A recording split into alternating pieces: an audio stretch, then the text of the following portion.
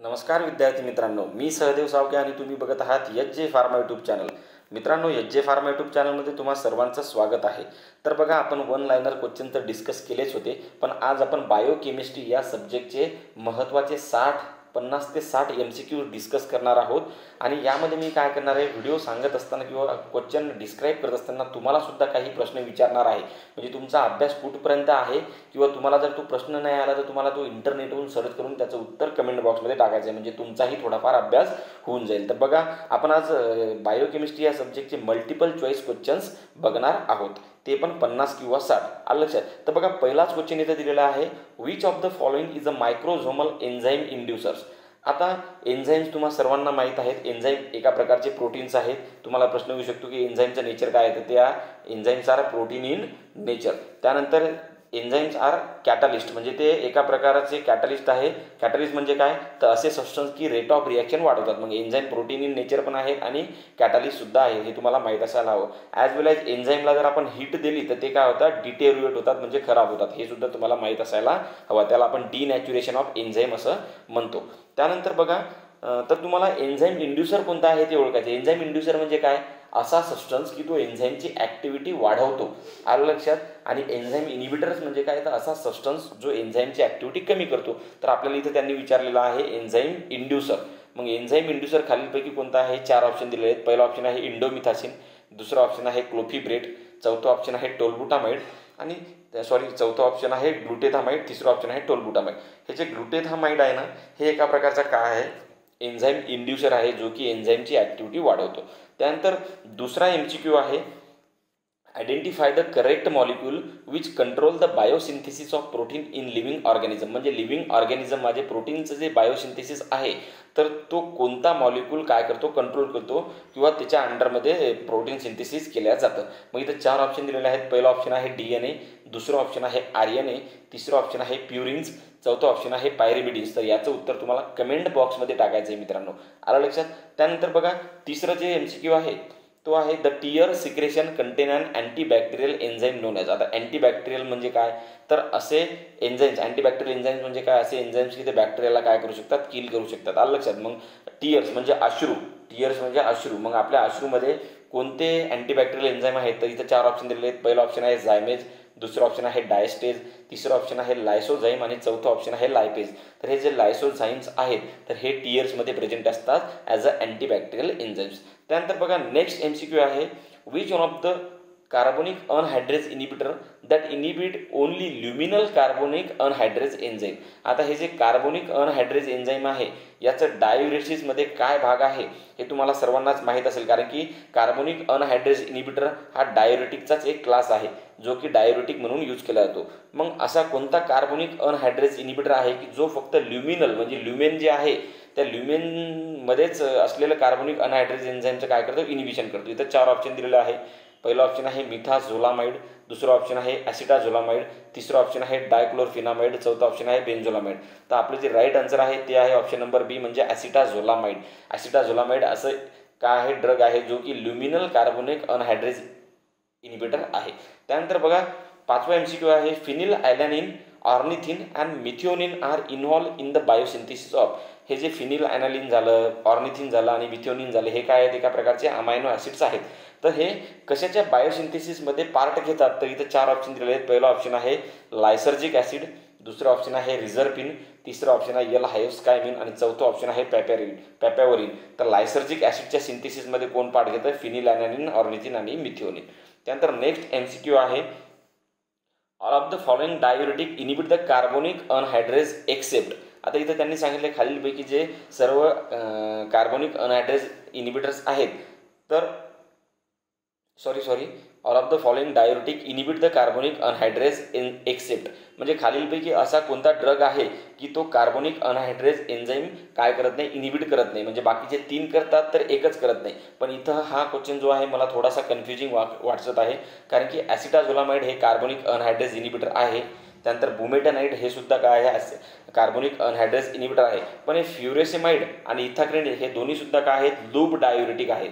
त्यामुळे हे क्वेश्चन जे आहे ते बाद होईल असं मला तरी वाटते. कारण की आपल्याला एकच ओळखायचं आहे की जो काय करत नाही, कार्बोनिक अनहायड्रेजला इनिबिट करत नाही. पण फ्युरोसमाइड आणि इथाग्रेनिक हे दोन्ही सुद्धा काय करत नाहीत, त्यांना इनिबिट करत नाही, कारण की हे लूप डायुरेटिक्स आहेत, यांचं मेकॅनिझम वेगळं आहे. त्यामुळे हा क्वेश्चन तरी मला कन्फ्युजिंग वाटतो. त्यानंतर बघा, protein is a polymer of, तुम्हाला सर्वांनाच माहीत असायला पाहिजे की प्रोटीन्स हे कशापासून बनलेले आहेत, तर अमायनो ॲसिड्सपासून. आलं लक्षात? त्यानुसारच तुम्हाला एक सांगायचं आहे की लिपिड्स कशापासून बनलेले आहेत आणि कार्बोहायड्रेट्स जे आहेत ते सुद्धा कशापासून बनलेले आहेत, याचं सुद्धा तुम्हाला उत्तर कमेंट बॉक्समध्ये द्यायचं आहे. त्यानंतर बघा, all amino acid are optically active. बघा, ऑप्टिकली ॲक्टिव्ह म्हणजे काय? जेव्हा या अमायनो ॲसिडचं सोल्युशन आपण तयार करतो, सोल्युशनमधून जर आपण काय केलं, एक ऑप्टिकल म्हणजे रेज वगैरे हे जर केले, तर त्या रेजची जर डायरेक्शन चेंज झाली तर त्याला आपण म्हणतो ऑप्टिकल ॲक्टिव्हिटी त्यांनी दिली. तर आता हे जे अमायनो ॲसिड्स आहेत ते खालीलपैकी कोणता अमायनो ॲसिड आहे की ज्याला ऑप्टिकली ॲक्टिव्हिटी नाही, म्हणजे ऑप्टिकल ॲक्टिव्ह तो नाही आहे? तर इथं एकच तुम्हाला सांगितलं आहे, ग्लायसिन जे आहे ना, तर ग्लायसिनलाच फक्त ऑप्टिकल ॲक्टिव्हिटी नाही, म्हणजे तो ऑप्टिकली काय आहे, इनॅक्टिव्ह आहे. हे तुम्हाला लक्षात ठेवायचं आहे. Glycine is the amino acid only which is optically inactive. त्यानंतर बघा, protein substance which catalyse the biochemical reaction are known as. मी आत्ताच तुम्हाला सांगितलं की एन्झाईम्स काय आहेत, एका प्रकारचे प्रोटीन्स आहेत. तर मग यांनी तेच विचारलं की protein substance which catalyse the biochemical reaction. Biochemical reaction म्हणजे आपल्या शरीरामधल्या reaction. Living organisms, chemical reaction म्हणजे बाहेर सुद्धा असू शकतात, पण बायोकेमिकल म्हणजे लिव्हिंग ऑर्गॅनिझमच्या आतमध्ये होणाऱ्या जे रिॲक्शन्स आहेत, केमिकल रिॲक्शन्स, त्याला बायोकेमिकल रिॲक्शन्स म्हणतो. मग असे कोणते सबस्टन्स आहेत की जे कॅटलाइज करतात, म्हणजे रिॲक्शन काय करतात, कॅटलाइज करतात लिव्हिंग ऑर्गॅनिझममध्ये बायोकेमिकल रिॲक्शन? त्याचे एक्झाम्पल आहे एन्झाईम्स. म्हणून ऑप्शन नंबर सी काय राहील आपलं राईट आन्सर. त्यानंतर बघा, insulin is a protein which controls. Insulin काय आहे? एका प्रकारचं प्रोटीन आहे. आता याच्यामध्ये तुम्हाला एक प्रश्न येऊ शकतो की इन्शुलिनचा शोध कुणी लावला, याचं उत्तर तुम्हाला कमेंट बॉक्समध्ये द्यायचं आहे. आणि इन्शुलिन म्हणजे दोन काय आहेत, आय थिंक ॲलिफॅटिक चेन्स आहेत, 2 चेन्स आहेत. मग या 2 चेन्समध्ये वेगवेगळे अमायनो ॲसिड प्रेझेंट आहेत. तर तुम्हाला चेन जी पहिली आहे त्याच्यामध्ये किती अमायनो ॲसिड ते सांगायचं आहे, आणि चेन दुसरी जी आहे तर त्याच्यामध्ये किती अमायनो ॲसिड प्रेझेंट आहेत हे सुद्धा सांगायचं आहे. आणि टोटल इन्शुलिनमध्ये किती अमायनो ॲसिड प्रेझेंट आहेत हे सुद्धा तुम्हाला सांगायचं आहे. हे कमेंट बॉक्समध्ये तुम्हाला उत्तर द्यायचं आहे. बघा, आता आपण एक प्रश्नाचं उत्तर बघूया. Insulin is a protein which controls. पहिला ऑप्शन आहे ब्लड क्लॉटिंग, तर हे चुकीचं आहे. मेटाबॉलिक पाथवे, तर हे उत्तर बरोबर आहे, कारण की ग्लुकोजच्या मेटाबॉलिझममध्ये कोण पार्ट घेतं? इन्शुलिन घेतं. इन्शुलिन हा ग्लुकोजच्या मेटाबॉलिझमसाठी महत्त्वाचा आहे, म्हणून मेटाबॉलिक पाथवेमध्ये काय घेतो? पार्ट घेतो इन्शुलिन. त्यानंतर बघा, protein which are responsible for defence mechanism are called. बघा, असे कोणते प्रोटीन्स आहेत की जे इम्युनिटी सिस्टीममध्ये पार्ट घेतात, म्हणजे डिफेन्स मेकॅनिझममध्ये. डिफेन्स कोण देतं आपल्या शरीराला? तर इम्युनिटी सिस्टीम. मग असे कोणते प्रोटीन्स आहेत की जे इम्युनिटी सिस्टीममध्ये पार्ट घेतात? तर बघा, तुम्हाला माहीत असायला हवं, अँटीबॉडीज. जेव्हा आपल्या शरीरामध्ये अँटीजन काय करतो? एंटर करतो, तेव्हा आपली जी इम्युनिटी सिस्टीम आहे ते काय तयार करतात? अँटीबॉडी. इम्युनिटी सिस्टीम म्हणजेच काय, तर आपल्या शरीरातल्या एक सेल्स आहेत जे की अँटीबॉडी तयार करतात. त्या सेल्स कोणत्या हे तुम्हाला कमेंट बॉक्समध्ये टाकायचे मित्रांनो. मी एवढे प्रश्न तुम्हाला काय विचारत आहे, कारण की जे प्रश्न मी विचारत आहे ना ते खूप महत्त्वाचे आहेत. तुम्हाला जर माहीत नसेल तर तुम्ही इंटरनेटवर सर्च करून त्याचं उत्तर द्यायचं आहे, म्हणजे तुमच्या दिमागामध्ये ते काय होईल? फिक्स होऊन जाईल. मग तुम्हाला सांगायचं आहे की अँटीबॉडी जे आहेत ते कोण तयार करतं, कोणत्या सेल्स तयार करतात. आणि इथं आपल्या प्रश्नाचं उत्तर राहूनच गेलं. तर प्रोटीन्स, असे कोणते प्रोटीन, अँटीबॉडीज काय आहेत? एका प्रकारच्या प्रोटीन्स आहेत. तर हे अँटीबॉडीज आपल्या शरीराला डिफेन्स देण्यासाठी काय करतात? मदत करतात, किंवा ते रिस्पॉन्सिबल असतात. त्यामुळे ऑप्शन नंबर बी काय राहील आपलं राईट आन्सर. त्यानंतर बघा, नेक्स्ट MCQ आहे, when the net charges on the amino acid is 0 the pH is maintain as. तर याचं उत्तर 7 आहे. तर हे तुम्हाला व्यवस्थित समजून घ्यायचं आहे. प्रश्न समजून सांगण्यासारखा हा प्रश्न नाही. त्यानंतर बघा, isoelectric point of amino acid is use for. जे आयसो इलेक्ट्रिक पॉईंट असतो अमायनो ॲसिडचा, तर तो कशासाठी यूज होतो? तो होतो प्रिसिपिटेशनसाठी यूज. तर तुम्हाला हे लक्षात ठेवायचं आहे, आयसो इलेक्ट्रिक पॉईंटचं जे रिलेशन आहे ते कशासोबत आहे?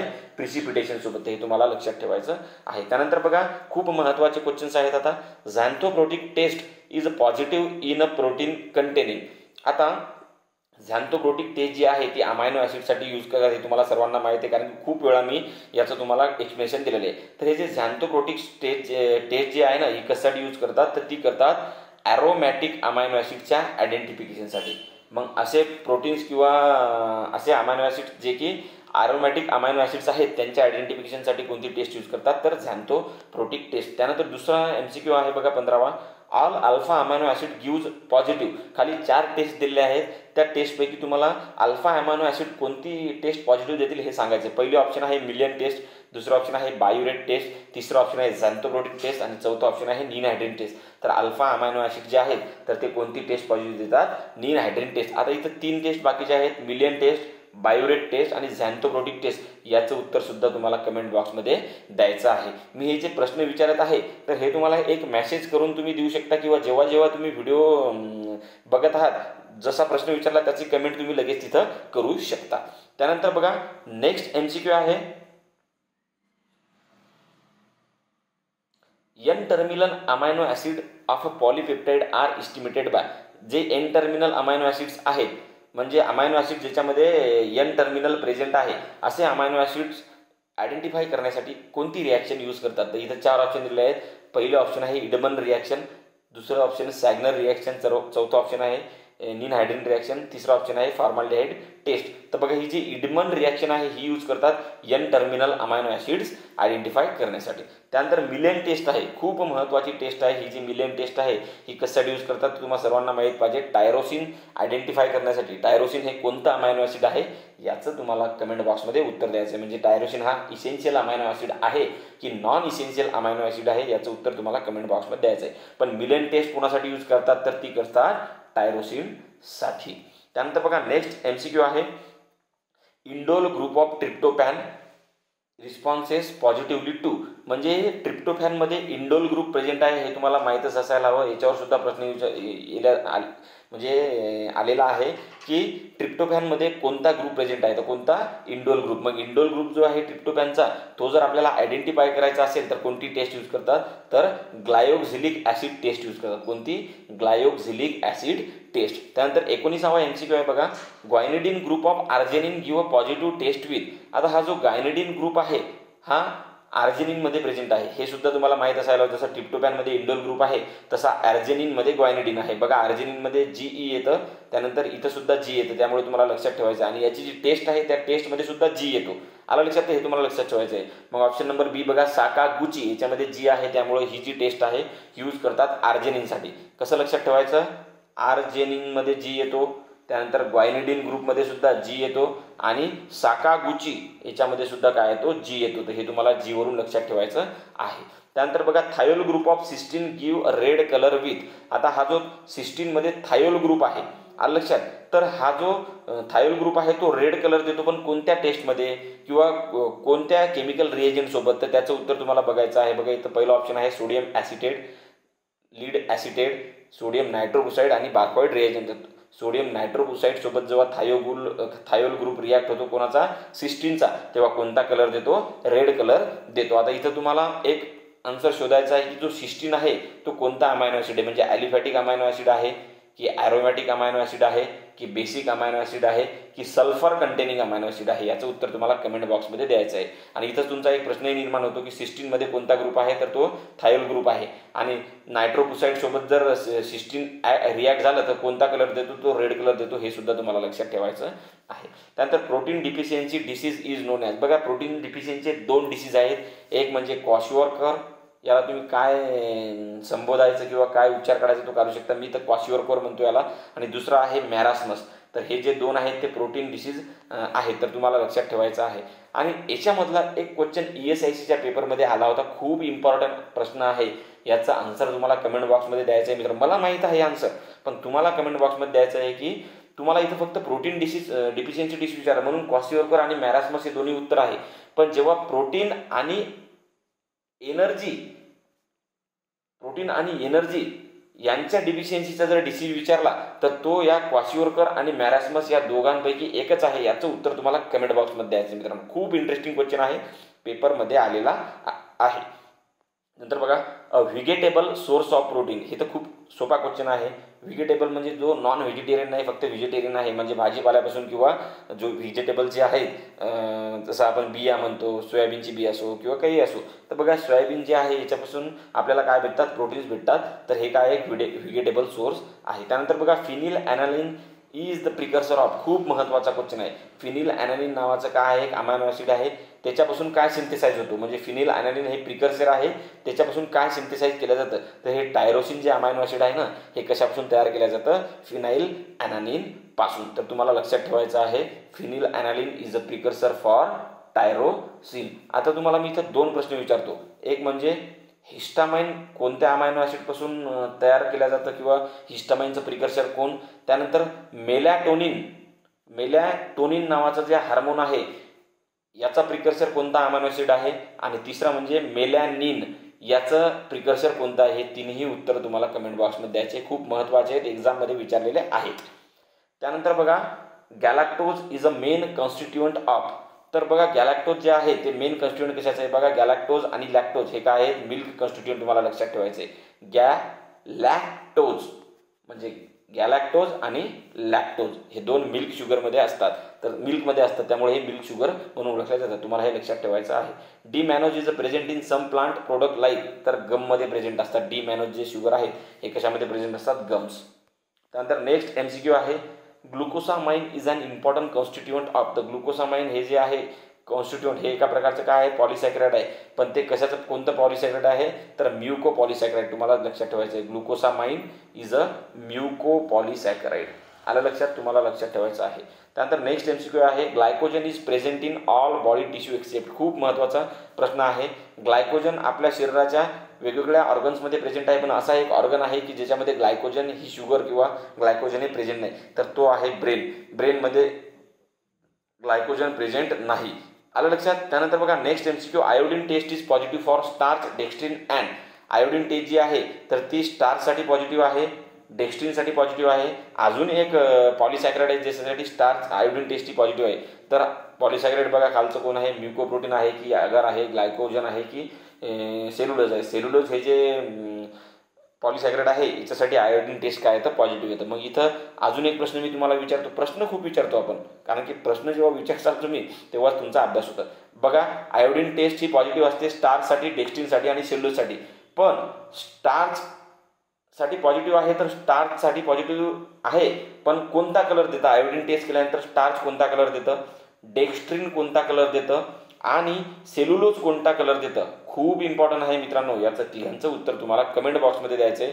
कमेंट करायची नसेल तर तुम्हाला स्वतः तरी शोधायचं आहे. आलं लक्षात. पण मला तरी कळेल की तुम्ही अभ्यास केला का नाही. कमेंट बॉक्समध्ये तुम्ही कमेंटचं उत्तर दिल्याच्या नंतर स्टार्च कोणता कलर देतो, आयोडीन कोणता कलर, डेक्स्ट्रिन कोणता कलर देतो आणि सेल्युलोज कोणता कलर देतो कोणत्या टेस्टला तर आयोडीन टेस्टला. During the deficiency of thiamine the concentration of following compound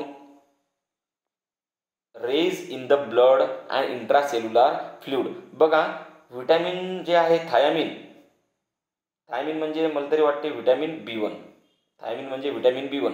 तर त्याची जर डिफिशियन्सी असली तर खालीलपैकी कोणता जो सबस्टन्स आहे किंवा इंट्रासेल्युलर सबस्टन्स आहे ज्याचं ब्लडमध्ये किंवा इंट्रासेल्युलर फ्लुइडमध्ये काय होतं कॉन्सन्ट्रेशन वाढतं जर थायामिनची डिफिशियन्सी असली. तर तुम्हाला इथं काय द्यायचं आहे, आन्सर द्यायचा आहे. तर याचा आन्सर आहे डी, पायरुविक ॲसिडचं कॉन्सन्ट्रेशन वाढतं जर थायामिनचं कॉन्सन्ट्रेशन डिफिशियन्सी असली तर. कशामध्ये, ब्लडमध्ये आणि इंट्रासेल्युलर फ्लुइडमध्ये काय वाढतं, पायरुविक ॲसिडचं कॉन्सन्ट्रेशन. त्यानंतर नेक्स्ट MCQ बघा, oxaloacetate is converted to aspartic acid by. बघा ऑक्झॅलो ॲसिटेटचं कन्व्हर्शन ॲस्पार्टिक ॲसिडमध्ये कोणता एन्झाईम करतो, त्याचं उत्तर ट्रान्सअमायनेज आहे.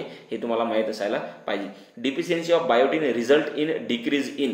जर बायोटिनची डिफिशियन्सी असली तर काय डिक्रीज होतं. इथं 4 ऑप्शन दिलेले आहेत, amino acid synthesis, lipid synthesis, sugar synthesis आणि फॅटी ॲसिड सिंथेसिस. तर बायोटिन आणि फॅटी ॲसिडचं काय आहे रिलेशन आहे. त्यामुळे बायोटिन जर डिफिशियन्सी असली तर फॅटी ॲसिडचं सिंथेसिस काय होतं, कमी होतं. त्यानंतर बघा, the conversion of carotenoid to vitamin A takes place in. बघा कॅरोटिनाइडचं कन्व्हर्शन व्हिटॅमिन ए मध्ये कुठे होतं तर ते होतं इंटेस्टाईनमध्ये. आला लक्षात मित्रांनो. कॅरोटीन म्हणजे काय आहे, व्हिटॅमिन ईचा काय आहे, प्रिकर्सर आहे किंवा सबस्टन्स म्हणतो आपण व्हिटॅमिन एमध्ये असलेला. तर कॅरोटीनचं कन्व्हर्शन म्हणजे सिंथेसाइजसाठी व्हिटॅमिन एच्या सिंथेसाइजसाठी कॅरोटिनाइड महत्त्वाचं असतं. मग कॅरोटिनाइडचं जे व्हिटॅमिन एमध्ये कन्व्हर्शन होतं तर ते कशामध्ये होतं तर ते होतं इंटेस्टाईनमध्ये. आलं लक्षात. त्यानंतर बघा man cannot synthesise vitamin A, हा सुद्धा क्वेश्चन थोडा मला कन्फ्यूज वाटतो. इथं क्वेश्चन असा पाहिजे होते की which vitamin is synthesise by the man. तर बघा व्हिटॅमिन ए आहे तो सिंथेसाइज करत नाही माणूस किंवा मॅन. व्हिटॅमिन बी सुद्धा सिंथेसाइज होत नाही, व्हिटॅमिन सी सुद्धा सिंथेसाइज होत नाही. फक्त व्हिटॅमिन डी जे आहे ते ह्युमनच्या स्किनमध्ये सिंथेसाइज होतं सूर्यप्रकाशापासून. त्यामुळे याचं उत्तर डी यायला पाहिजे. पण इथं प्रश्न मॅन कॅनॉट सिंथेसाइज व्हिटॅमिन म्हणजे कोणता व्हिटॅमिन सिंथेसाइज करू शकत नाही असं दिलेलं आहे. तर मित्रांनो इथं काय माहिती आहे का, मॅन कोणता व्हिटॅमिन सिंथेसाइज करू शकत नाही, ए सुद्धा करू शकत नाही, सी सुद्धा करू शकत नाही, बी सुद्धा करू शकत नाही. त्यामुळे हे उत्तर कन्फ्युजिंग आहे. फक्त कोणतं सिंथेसाइज करतो, डी. मग इथं प्रश्न काय पाहिजे होता, खालीलपैकी कोणतं व्हिटॅमिन माणूस काय करू शकतो किंवा ह्युमन बिईंग काय करू शकतो, सिंथेसाइज करू शकतो. पण तसा प्रश्न नाही, त्यामुळे मला थोडा हा प्रश्न किचकट वाटला किंवा थोडा कन्फ्युजिंग वाटला. तर तुम्हाला काय वाटते तुम्ही कमेंट बॉक्समध्ये सांगू शकता. Vitamin A is required for the formation of light receptor protein. आता लाईट रिसेप्टार प्रोटीन कोणता आहे, व्हिटॅमिन एला दुसरं नाव काय आहे, रोडोप्सिन सुद्धा आहे. तर हे जे रोडोप्सिन आहे ना, तर रॅटिनॉल म्हणतो आपण त्याला, सॉरी रॅटिनॉल तुम्हाला लक्षात ठेवायचं आहे की रोडोप्सिन नावाचं जे काय आहे प्रोटीन आहे ते व्हिटॅमिन एच्या फॉर्मेशनसाठी काय आहे महत्त्वाचं आहे. त्यानंतर बघा नेक्स्ट MCQ काय आहे, high iodine value of lipid indicate. Iodine value हे लिपिडची काय आहे आयडेंटिफिकेशन टेस्ट आहे. तर लिपिडची जेव्हा आयोडीन व्हॅल्यू काढली जाते तर आयोडीन व्हॅल्यू म्हणजेच नेमकं काय, तर डिग्री ऑफ अनसॅच्युरेशन त्याचं काय केलं जातं, लिपिडचं मेजर केलं जातं. मग डिग्री ऑफ अनसॅच्युरेशन म्हणजेच काय, तर त्याची आयोडीन व्हॅल्यू. मग लिपिडची आयोडीन व्हॅल्यू कशासाठी काय इंडिकेट करतं, तर डिग्री ऑफ अनसॅच्युरेशन. तर तुम्हाला लक्षात ठेवायचं आहे. Cholesterol, bile salt, vitamin D and sex hormones are. तर हे काय आहेत, एका प्रकारचे आयसोप्रिनॉइड्स लिपिड्स आहेत. कोलेस्ट्रॉल, बाईल साल्ट आणि व्हिटॅमिन डी आणि सेक्स हार्मोन जे आहेत वेगवेगळे अँड्रोजन झालं, टेस्टोस्टेरॉन झालं, तर हे काय आहेत, एका प्रकारचे आयसोप्रिनॉइड युनिट्स किंवा आयसोप्रिनॉइड लिपिड्स आहे. त्यानंतर बघा द प्रिकर्सर ऑफ बाईल salt, sex hormone and vitamin D is. तर बघा यांनी काय सांगितलं, आयसोप्रिनॉइड लिपिड. तर खालीलपैकी कोलेस्ट्रॉल हे काय एका प्रकारचं आयसोप्रिनॉइड लिपिड. तर कोलेस्ट्रॉलपासूनच हे तयार होतं, बाईल साल्ट, सेक्स हार्मोन आणि व्हिटॅमिन डी. तर हे तुम्हाला लक्षात ठेवायचं आहे.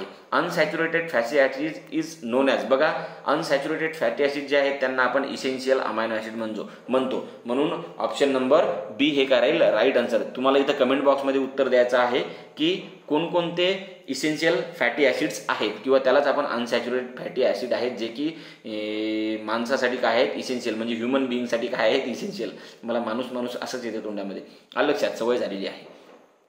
The derivative of polyunsaturated fatty acid which are cyclic fatty acid are known as. बघा हे जे पॉली अनसॅच्युरेटेड फॅटी ॲसिडचे डेरिव्हेटिव्ह आहेत जे की काय आहेत, काय म्हणतो आपण ते सायक्लिक फॅटी ॲसिड आहेत. तर याचं उदाहरण काय आहे, प्रोस्टाग्लॅन्डिन्स. प्रोस्टाग्लॅन्डिन हे काय आहेत, एक सायक्लिक फॅटी ॲसिड्स आहेत जे की डेरिव्हेटिव्ह आहेत पॉली अनसॅच्युरेटेड फॅटी ॲसिडचे. तर तुम्हाला इथं खूप महत्त्वाचा क्वेश्चन तयार होतो, प्रोस्टाग्लॅन्डिन जे आहेत तर ते कोणत्या फॅटी ॲसिडपासून तयार होतात याचं उत्तर तुम्हाला द्यायचं आहे. कोणत्या पॉली अनसॅच्युरेटेड फॅटी ॲसिडपासून प्रोस्टाग्लॅन्डिन तयार होतात आणि त्याच्यामध्ये कोणकोणते एन्झाईम्स इन्व्हॉल्व असतात हे सुद्धा तुम्हाला सांगायचं आहे, पेपरमध्ये विचारतात. त्यानंतर बघा most of calcium present in bone but 2% present in soft tissue and blood is called as. त्याला काय म्हणायचं माहिती आहे का, जे मेन कॅल्शियम आहे ते बोनमध्ये आणि टीथमध्ये प्रेझेंट असते, पण सॉफ्ट टिश्यूमध्ये आणि ब्लडमध्ये जे कॅल्शियम प्रेझेंट आहे त्याला काय म्हणायचं, त्याला म्हणायचं फिजिओलॉजिकल ब्लड. काय म्हणायचं, ऑप्शन नंबर सी म्हणजे फिजिओलॉजिकल ब्लड. तुम्हाला जर विचारलं फिजिओलॉजिकल ब्लड म्हणजे काय, तर ते काय म्हणायचं calcium present in bone soft tissue आणि ब्लडमध्ये जे कॅल्शियम प्रेझेंट आहे त्यालाच म्हणायचं फिजिओलॉजिकल ब्लड. त्यानंतर बघा calcium present with protein is known as free while as in salt form called as. बघा कॅल्शियम जर ॲज अ फ्री प्रेझेंट असलं तर त्याला काय म्हणायचं, calcium present with protein is known as free. म्हणजे प्रोटीन सोबत जर कॅल्शियम प्रेझेंट असलं तर त्याला म्हणायचं फ्री, पण ॲज अ साल्ट फॉर्ममध्ये जर प्रेझेंट असलं तर त्याला काय म्हणायचं बाउंड म्हणायचं. काय म्हणायचं बाउंड म्हणायचं. हा क्वेश्चन तेवढा इम्पॉर्टंट नाही, टेन्शन घेऊ नका. The following ion help in enzymatic transfer of phosphate from ATP to pyruvic acid. आता हे खूप महत्त्वाचा प्रश्न आहे. बघा खालीलपैकी कोणता आयन आहे की जो फॉस्फेट जे आहे तो मॉलिक्यूल ट्रान्सफर करतो ATP कडून पायरुविक ॲसिडकडे. तर असा कोणता खालीलपैकी आयन आहे, तर बघा पोटॅशियम जे आहेत ना ते इम्पॉर्टंट आहे काय करण्यासाठी, ट्रान्सफर करण्यासाठी, काय phosphate molecule from ATP to pyruvic acid. त्यानंतर बघा international enzyme commission classify enzymes into, तर बघा एन्झाईम जे क्लासिफाय केलेले आहेत इंटरनॅशनल सिस्टीमनं, तर ते 6 क्लासमध्ये केलेले आहेत. त्याचं मी तुम्हाला इनिशियल सांगतो. OTHLIL, ऑक्सिडो रिडक्टेज, त्यानंतर ट्रान्सफरेज, त्यानंतर H म्हणजे हायड्रोलायजेस, लिगेज, त्यानंतर याचं मला आठवत नाही आहे, आणि L म्हणजे लायजेस. तर आयचं तुम्हाला सांगायचं आहे मित्रांनो, मला आठवत नाही आहे सध्या. Michaelis Menten equation is use to explain the effect of substrate concentration. बघा मायकेलिस मेंटेन इक्वेशन असं आलं की तुम्हाला लक्षात ठेवायचं आहे एन्झाईम म्हणजे एन्झाईमचं सबस्ट्रेटचं जे कॉन्सन्ट्रेशन असतं तर त्याचा इफेक्ट एन्झाईमवर काय होतो याचं जे कॅल्क्युलेशन किंवा याचं जे इक्वेशन असतं तयार केलेलं त्याला म्हणायचं Michaelis Menten equation. The pH at which an enzyme has a maximum activity. बघा असा pH की ज्याच्यावर एन्झाईमची ॲक्टिव्हिटी काय असतं मॅक्झिमम म्हणजे ऑप्टिमम, मग त्या pHला काय म्हणायचं ऑप्शन नंबर बी म्हणजे ऑप्टिमम pH. त्यानंतर नेक्स्ट MCQ आहे degradation of protein to amino acid glucose from carbohydrate and fatty acid from lipid is known as. बघा मेटाबॉलिझम तुम्हाला माहीतच असेल 2 प्रकारचं असते, कॅटाबॉलिझम आणि ॲनाबॉलिझम. तर प्रोटीन हा मॅक्रो म्हणजे मोठा मॉलिक्यूल आहे, त्याच्यापासून मायक्रो मॉलिक्यूल्स कोणते तयार होतात तर अमायनो ॲसिड, कारण की अमायनो ॲसिडपासूनच प्रोटीन तयार झालेलं आहे. म्हणजे प्रोटीनचं ब्रेकडाऊन झाल्याच्या नंतर काय तयार होतात अमायनो ॲसिड. मग प्रोटीनचं ब्रेकडाऊन अमायनो ॲसिडमध्ये होणं किंवा कार्बोहायड्रेटचं ब्रेकडाऊन शुगर्समध्ये होणं त्याला आपण मोनोसॅक्राइड्स म्हणतो, आलं लक्षात. त्यानंतर फॅटी ॲसिड तयार होणं कोणापासून लिपिड पासून म्हणजे लिपिडचं कन्व्हर्शन फॅटी ॲसिडमध्ये होणं, याला काय म्हणायचं हे काय झालं कट झालं ना, लिपिड कट झाला आणि त्याच्यापासून फॅटी ॲसिड तयार झालं म्हणून याला काय म्हणायचं कॅटाबॉलिझम.